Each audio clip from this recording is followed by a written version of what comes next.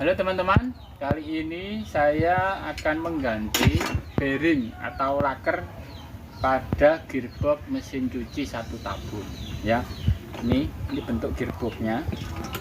Ini saya buka dan ternyata laker yang di sini itu masih bagus, normal ya.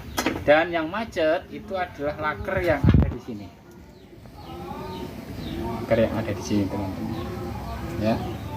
Oleh karena itu kita akan mencopot laker ini. Caranya bagaimana?